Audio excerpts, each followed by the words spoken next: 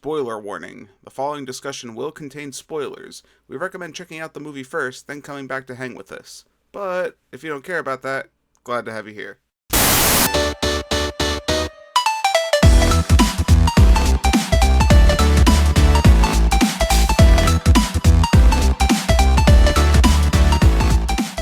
All right, everybody, welcome back to another episode of The Real Review. My name's Kevin. And I'm John. And we are your real movie guys. It's March, so that can only mean one thing. Real March Madness.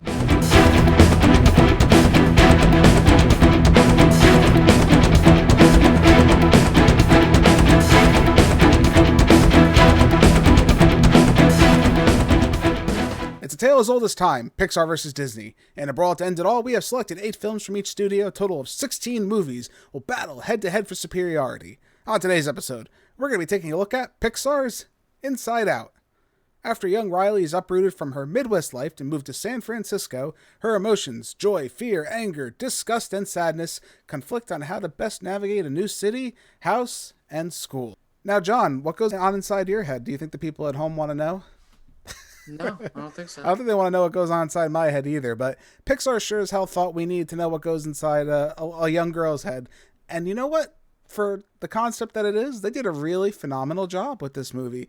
Inside Out was not what I was expecting at all, and I can surely say that just from the first time I watched it to watching it now. It still kind of surprises me with how deep this really bright, fun-looking movie is. Yeah, it's very interesting of like a take on like a humanistic character, like what goes on inside somebody's mind. You know, we keep admiring Pixar with their animation skills, and especially this came out in 2015.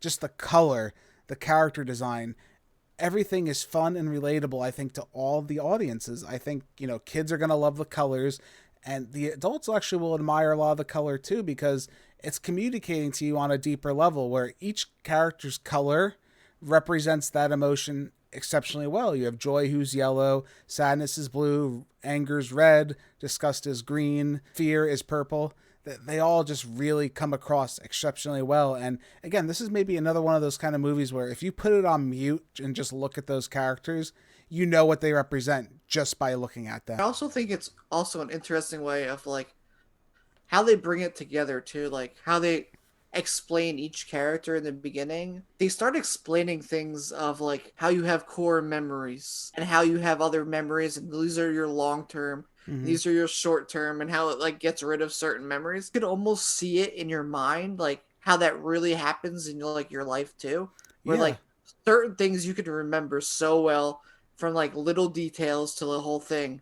And it's almost like it's portrayed on like those little islands that they have, which I thought was like an interesting way to put it out.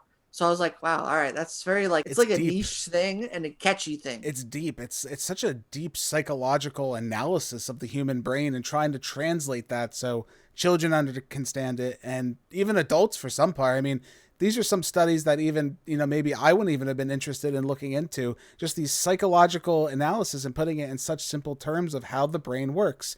Do they all make complete sense? No, not really. I mean, some of the dream stuff's kind of odd, how like there's somebody like recording your nightmares or your happy dreams and stuff like that. That's a little strange, you know.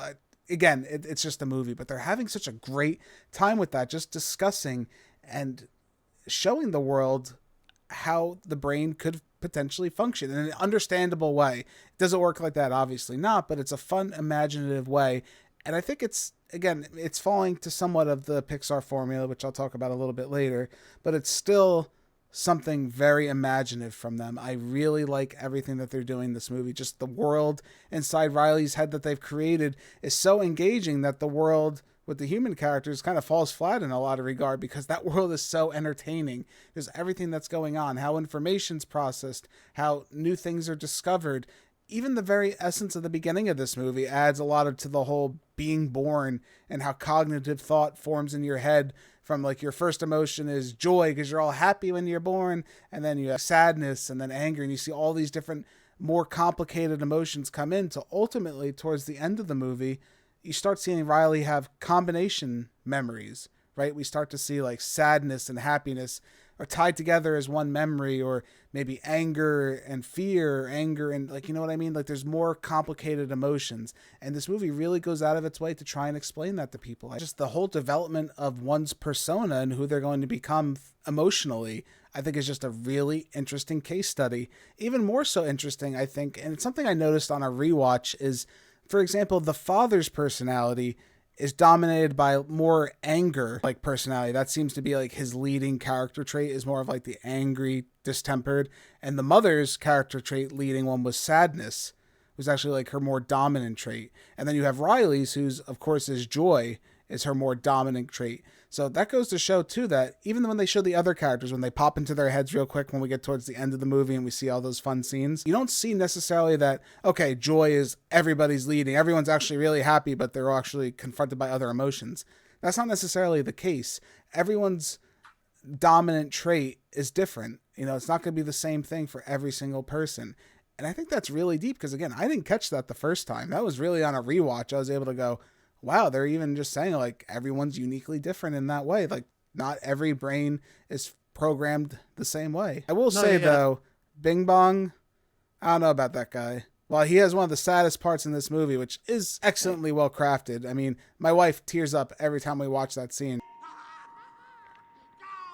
Go save Riley. Take her to the moon for me. Okay?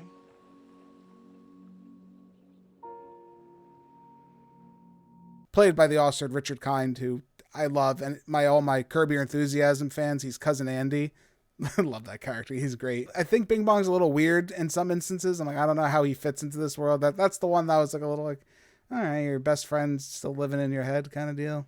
Whatever. Not gonna hate on it too bad. But again, everything this movie does overall, though, I think is phenomenal, especially the engineering of this movie. Now, John, what would you say is one of your favorite scenes in this movie? Because again, there's a lot of different scenes, but what piece would you think is one of your most memorable scenes for you? I would think that my most memorable scene is when Joy finally figures out like that sadness actually serves like a part into this whole thing. Right. Like at first she kind of just thought sadness was kind of like a Debbie Downer, like the person at the party that's always bringing everything down. Mm-hmm. But then she realizes that like it's not just one of these characters that make the whole thing go. Mm-hmm. It's all of them combined together, and each one of them serves a certain purpose. And I feel like the scenes, the scene when she finally realizes it and she starts going to chase sadness, and sadness is just like, no, you don't need me. I don't serve like a purpose or anything. And she's like, no, I do need you. I thought that was a good scene. No, it's a powerful scene to show that all emotions are needed in some capacity. Like that one's not more superior than the other.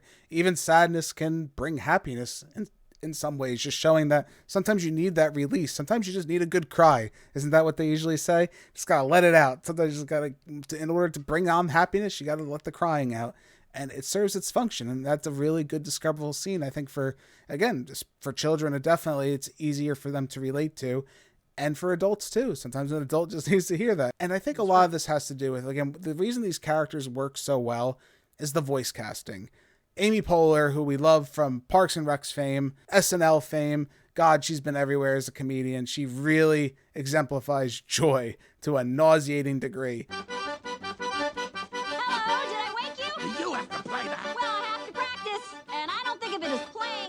Is hugging. Is it bad?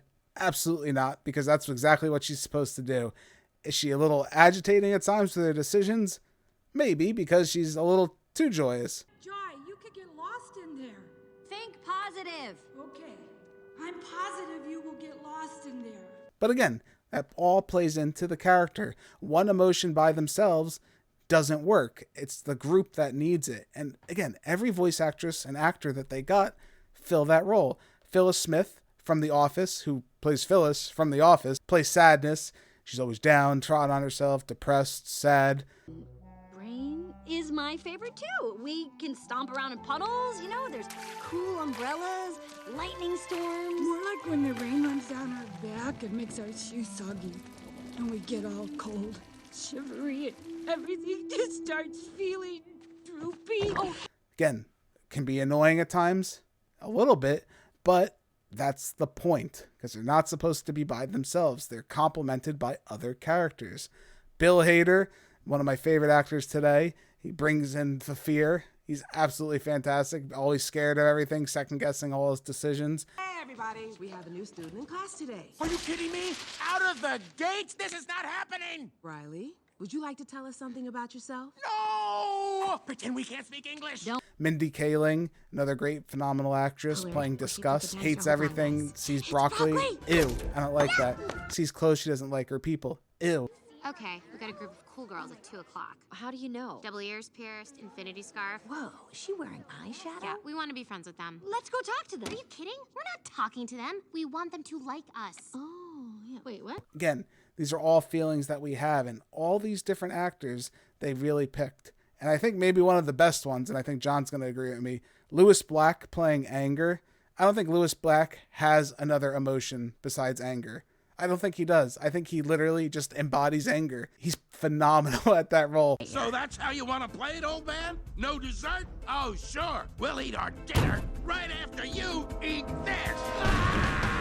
You couldn't have picked a better person. Strange he's in a Disney Pixar kids film because he's definitely not kid friendly. They picked the perfect characters to complement these emotions. And I think that's why they stand up so well, especially, a couple years later down the line, like 6 years later at this point, still phenomenal. They still really work. Well, you can't argue with Mom. Happy it is. Team happy. Let's do this. Sounds great. Totally behind you, Joy. One of my favorite scenes is when they go into this tunnel. Bing Bong, Joy, and Sadness are trying to get back to the command center in Riley's head with the core memories that have been lost. They're trying to return there. And Bing Bong's like, oh, I know a shortcut. We can go through this way. So they go into this tunnel, and it's actually like different thought processes, different kinds of theory, and they start changing shape as they have like abstract theory. And you see like the animation slightly changes, and they're like Riley's doing all these different deep constructive thought processes. I really love that scene. Not even so much just for the idea of that psychologically is phenomenal, especially to portray that to little kids. Who would have thought they would have attempted to do that? Not even that, just the different kinds of animation they actually sent it in. Like they actually, like said, they put a lot of thought into the theory in this movie of trying to capture what those psychological theories represent. And I think that scene definitely exemplifies that. And it's comedic in a lot of ways. This movie really does a lot really well with the comedy. While I don't think it's always super laugh out loud all the time, I think for the most part, when they go for their hits, when they go for their comedic bumps, it really works. Trophy Town, medals, ribbons, everyone's a winner. I won first place. Me too! Oh, participation award. Just like their emotional beats, which there's a lot of really good emotional beats in this movie. This can have you on the edge of tears, I think, a bit. Maybe not full on crying, like my wife with Bing Bong. Rest in peace, Bing Bong. But I think it does that. Like it's easily relatable. There's a lot of this story that I think's relatable to people. And I have to say, it goes into a lot of dark themes. But what this movie does differently than I think a lot of movies would have done is that it doesn't go all the way. It stops the brakes just short of going too dark to where kids would be like really put off by this and be like, what am I watching? I just think the idea of moving to a new place, being scared, hating it, being angry, and then she tries to run away, Riley, because she can't stand it anymore. She hates where she is. Those are all things that we've felt. Even the parents, when they're angry about the move and like angry it's not working out, or they're fed up, the father's stressed out, the mother's concerned. Even the nightmare scene, for as much as I'm like so with like the whole nightmare dream sequences going on, the fact of her just being afraid, right? Her just going in front of the class and being afraid that Hey, look, she came to school with no pants on. there's still some relatable truth to that this movie really captures well. Well, and also with you saying all that and stuff and saying how this movie pushes you to the right spot and stops right there. Mm-hmm. I almost think of it like you could think of that too as like the ending where they're at the end of the movie and they're going to hit puberty and the guy goes, Hey, guys, what's puberty? I don't know. It's probably not important. totally like, we're not going there. Like, we're going to stop right No, here. that's a whole I feel nother like- conversation. I feel like that ends it like at a perfect spot too, where you're like, all right. It's just enough. And then Yeah. like that's all we need for right now. You know what I'm saying? Because I think it's easier to explain like a younger child's ideas and brain function and an adult's. When you get to that whole puberty stage, I think that's a whole nother animal that no one's ready to dive into. So again, I compliment them on that. That was pretty clever how they were able to, they just circumvented it. They acknowledged it's there, but they're like, nah, we're not dealing with that right now. That's a whole nother story. I want to get into a couple little negatives. I have a couple little things. This movie, I think, has a little bit of that Pixar formula, just a little bit. Again, it's not as strong as it's been. They sprinkled it in. It's like, oh, what does your mind do when you're not paying attention? What's your mind do while you're doing other things? Again, it's not identical to what they've been doing, but it's still there. Like, good for you, Pixar. You changed it a little bit just so they knew I was going to say that. They knew like years ago when, before our channel even came out, they're like, when that Kevin guy, when he starts a YouTube channel and he starts talking about our movie, we got to make sure we change up the formula a little bit. We don't need that. We don't need that dirt. But something I do have, which is an actual negative with this movie is, and I kind of hinted at it earlier, is I feel like the human characters just come off a bit uninteresting, unfortunately, to me. I think due to the excitement of everything else that's in this movie, of the world that we're experiencing inside Riley's head, unfortunately, the character Riley, her family, all their interactions throughout the whole entire movie, I feel like they kind of slow down the movie, and I don't want to say they come off boring, but they come off slow and to a bit uninteresting just because the other stuff that we're getting is so engaging. So what you're saying is they're boring. No, not boring. I would say slow and less engaging. Because again, you need it. You do need it. You need it by comparison. You can't have the inside out characters without having the character Riley going through experiences.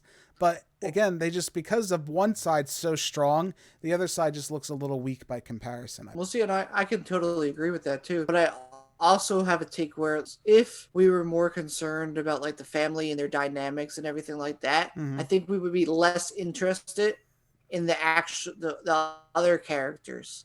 I disagree, because I think they're so strong in their own right. There's no reason you couldn't have bumped up the more human elements of this movie. I think you could have definitely elevated their material. What you would have done, I don't know. Maybe show just a little bit more of some of their interactions. Maybe even delve deeper into some of the parents' psyches when they're doing it. They do it occasionally, and they're pretty funny. Don't get me wrong. Especially when they're at the kitchen table and they're eating dinner, and the father's mind is like, they're watching football in his head, and the mother's head's like looking over him going, ugh, he's not paying attention to us again. I wonder what he's doing in there. And they're having their whole confrontation back and forth. That's some good stuff. That's really good comedy. Maybe a little bit more of that and seeing a little bit more of that deeper family interaction would have been better. Because again, I think the stuff with the inside out characters, all the emotions, is so strong that you don't necessarily have to kind of undercut the human element of it. I didn't think it really needed to. I just always think that like normally when they add to like a certain character, add like to say this family or something, they always seem to take something away from another character. So maybe in some ways you could have cut out, now I know it's probably controversial to say, but maybe cut out the Bing Bong subplot. While it is engaging and it's a lot of people like that and it is funny and it does have a heartwarming moment, you could live without it, I think, and you could add to that other part of the story for sure. Maybe give that family something more interesting to delve with. That way it's also comparable to the Inside Out plot that's going on inside her head. Hashtag Kev killed Big Bong. Oofa. So I think we're at that point though. We're going to give our final scores. I'm going to give Inside Out an A. What exactly are you supposed to be? You know, it's unclear. I'm mostly cotton candy, but shape-wise, I'm part cat, part elephant, part dolphin. Dolphin? I think this is a great character study. I mean, any psychology buffs out there? I'm curious to see what you think. If there's anyone who actually studies psychology, I really want you to go down the comments, give us a little brief intro to psych course. I haven't taken it since college, so I could use a refresher, but I'm curious to see how it stacks up against that, because I think there's a lot of relevancy from what I remember and some little bit of research I did. It's just really impressive to see. Especially, again, I can't stress enough, Pixar's doing it again. They're back to it, to where they're telling a great story for both kids and adults. It's not like the Up situation we had a little bit earlier when we were talking about maybe it leaned one more way than the other. This is Pixar doing the job right. Unfortunately, I do think it does suffer from, a little bit slow, unfortunately. So I think that hinders it, where there's times where I'm just like, all right, get on with it. I can only watch Sadness and Joy walk for so long without needing a little more kick in the butt to amp up the plot. But again, in its own right, this is a fantastic film. High recommendation for sure. John, where do you stand with this movie? I give this movie also an A. Triple income will make you smile. Did I ask for the commercial? Anyway, it was better. That's my point. I feel like overall it was just a really good movie, and I feel like it was a very interesting way to take on like the mind and everything. I enjoyed the characters so much in this movie that I feel like they almost stole the show and definitely made it a more enjoyable experience too. And also rest in peace, Bing Bong.